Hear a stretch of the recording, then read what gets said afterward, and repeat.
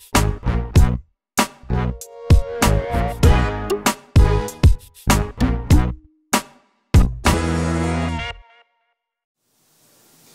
everyone, Paul here. Just making a little video, tell you guys about some stuff. Give you all a little chin wag and let you see some things that I've got going on here. Some different people, ask me different questions sometimes, and so I really don't get a lot of time to just sit down and make videos to answer your guys' questions and do some of that stuff. So that's what I'm going to try and do, and just take a little time to make these chin wag videos and let you guys get some answers, and then just tell you guys some things that I feel like sharing. So first of all, anyway, whenever I make my videos, one thing I like to do is just make a list, and that will help me to stay organized and answer some of the questions that I need to do on my videos, because I'm a forgetful person and I can never remember half the stuff that I'm supposed to do. My wife will tell you that. So anyway, the list will help me to stay more organized, and it's just a good way to keep your videos flowing and looking good. So anyway, I did want to say though real quick that when I get on and comment on your guys' videos, seems like this model community here on YouTube is just growing, and there's more and more builders getting on here every day, and so that's my subscriber list is getting, or the ones people that I subscribe to, the list is getting kind of long, and so there's a lot of videos, and kind of like Atomic Dog was saying the other day in his video, how it seems like every time I get on there, I'll watch a few videos and I'll get close to thinking I'm going to be caught up, and then I'll say, okay, I'll finish this tomorrow, and then I get on there the next day and there's like 15 new videos added, and I'm like, oh man, I'm never going to catch up. So, if I don't comment on the first day, or it's like a week later or whatever, not because I don't care or whatever, I do enjoy watching your guys' videos, and I just can't always get all the time to get on there and watch them all and keep up. But I am watching them and keep posting the videos because I enjoy it, and I will get caught up eventually. Also, I just wanted to say to everybody that's part of the Autism Awareness Build-Off, I think that's really cool that you guys are doing that, and to you that are hosting that or have taken part in getting that put together, I think that's great. And everyone that's participating in that so far, the videos that I've seen of your guys' builds, those are looking really good, and I'm excited to see what you guys are going to do with them. Some of you guys have got some pretty cool kits that you picked for that, so I think it's going to be interesting. So I will try to keep up with your guys' videos and see what everybody does.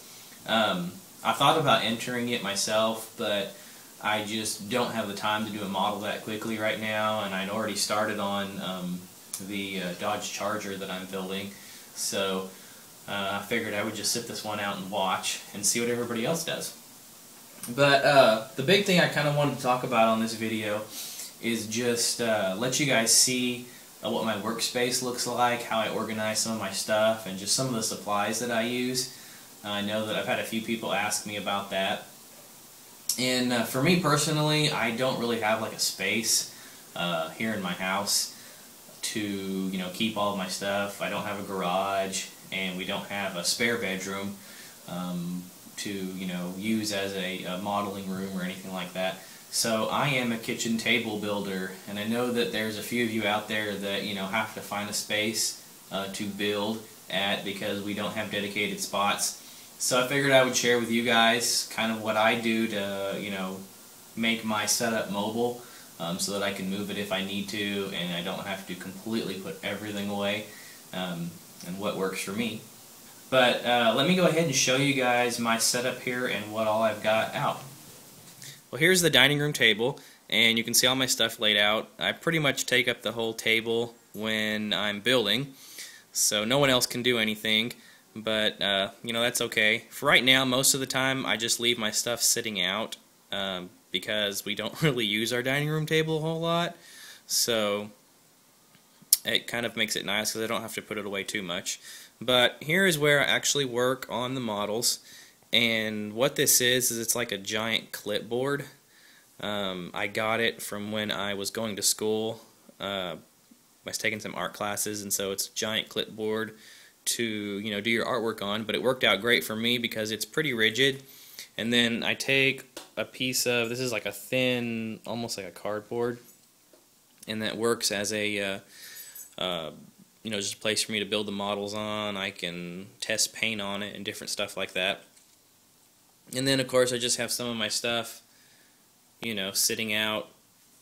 There's paints, tape, different glues and things like that I have on there. And then I've got my paint stand that I keep with me, that one, and I have the one for the bodies over there. There is just a few of my paint cans. I keep most of these in a box. I've got a ton of them that I keep in a box.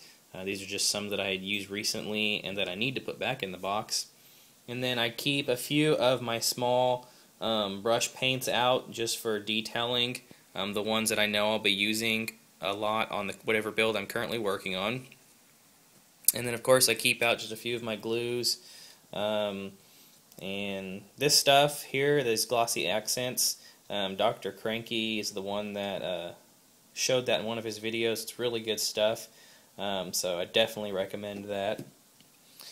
And then also, if any of you guys have a baby or anything, or you know of anyone that has a baby, these are the little plastic containers that the baby food comes in by Gerber, and they're great for just holding small parts so you don't lose them or anything like that. So, just a little tip on that. And then I usually keep my sanding or cloths out here, just for wet sanding or whatever I need to do. These are those micro mesh cloths. They're really good. And then I have this toolbox, and this is where I keep a lot of my supplies. I could probably use something a little bit bigger, but this works for the most part in keeping everything. It's got these two containers on top, so I keep some wire up here. This is like jewelry wire. Excuse me. Some clamps, and then over here some soldering wire, telephone wires, and whatnot, stuff like that. And then once we get inside,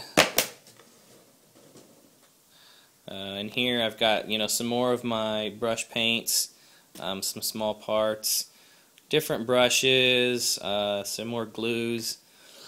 You have to excuse me, guys. Allergies are bugging me to death right now and making my throat really scratchy.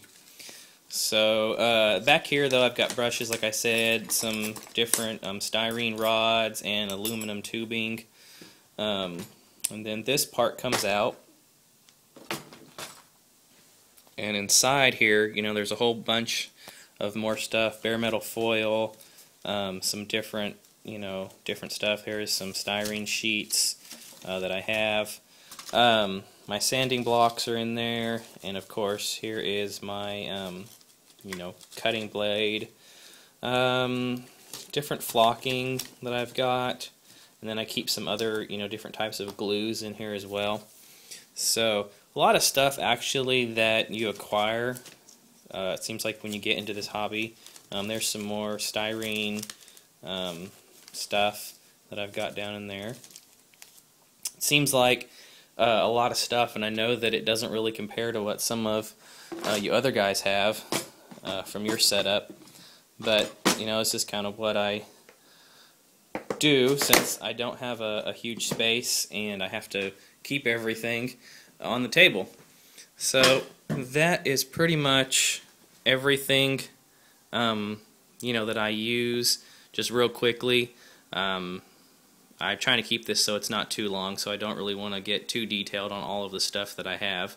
Just wanted to show you guys kind of a quick way to keep your stuff a little organized, and if you can get a hold of a board or some kind of like clipboard or thing like that like I have, it's really nice because you can just move your stuff around and just kind of makes it a little easier if you have a space to set it when you're not working on it, and you can just take it from the table to wherever you need to take it to, You don't have to put all your little parts back inside of the box or anything like that.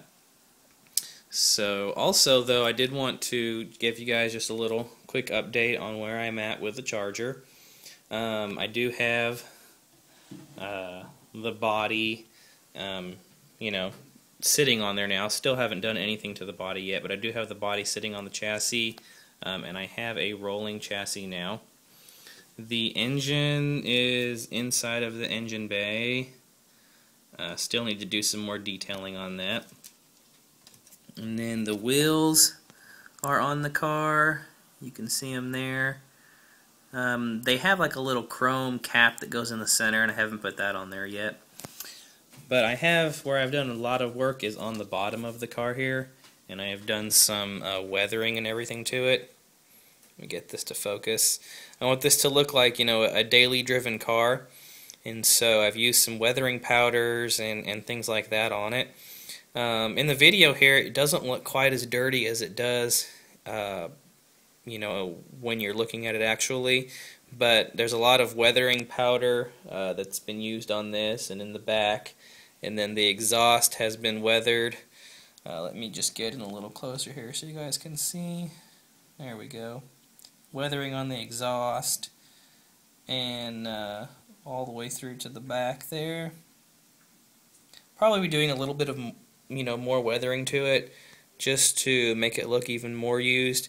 But the tires have been sanded and everything, so they will look, you know, used also. And I'll probably be doing a little more weathering to those. But that's kind of where I'm at on that. Now that the bottom is pretty much done, I'll be moving on to the interior and starting on that. For the weathering, I did want to share with you guys what I used for that. These are the powders that I picked up from my local hobby shop. I know Tamiya makes some as well, and I've not ever used any of theirs, but these are, I'm not even sure what brand these are, but they come in these little packets, and they're actually really nice. I've got, there's Dust Bowl Brown, Grimy Gray, Ash, and Weathered Brown. And I used a combination of the ash and the grimy gray and the weathered brown on the bottom of the car just to give it that look. And you know, they work really good. I think I paid like $8, $7 or $8 for the set. It actually comes with this little plastic box that you can put them all in, but I've not taken them out of the plastic bags yet. And then of course the instructions on how to use them. But they work really well. Like I said, I don't know what the brand is because I can't remember. I've had these for a little while. But if I do find out, I will let you guys know. Alright, well I think that's it. And hopefully you guys were able to get a good idea of what it is that, how I keep all of my stuff. But I just wanted to say thank you to everyone that has been watching my videos. Thank you to all the subscribers. I'm getting close to 1,000 subscribers. I think I've got like 980 something. Which that's really cool. You know, I didn't even imagine that I would get to that point, especially as quick as I have. But I think that's great, and just want to say thank you to all of you guys that watch my videos, and hopefully I keep them entertaining enough for you guys, and hopefully you enjoy you know, the stuff that I do. But that's pretty much it, so thanks for watching, and I will talk to y'all later.